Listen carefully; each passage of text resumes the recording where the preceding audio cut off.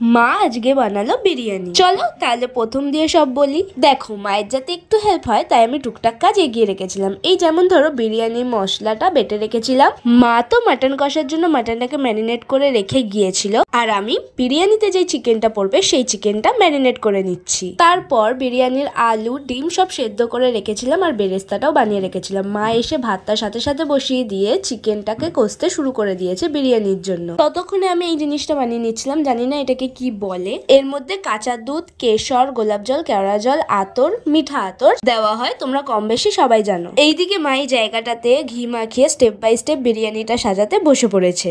মায়েরটা দেখে নিয়ে আমিও সাথে সাথে কিছুটা বাকি ছিল আমিও সাজিয়ে নিচ্ছিলাম। বিরিয়ানিটা সাজানো হয়ে গেলে আমরা আটা দিয়ে চারপাশটা বন্ধ করে নিচ্ছিলাম, কারণ দম দেওয়ার সময় যাতে হাওয়া না বেরিয়ে যায়। যতক্ষণ আমরা এই কাজটা করছিলাম ততক্ষণ আমাদের মাটন কষাটা রেডি হয়ে গেছে। তারপর বিরিয়ানিটা একটু দম দিয়ে নামিয়ে নিলাম। মুখে দিতেই বুঝলাম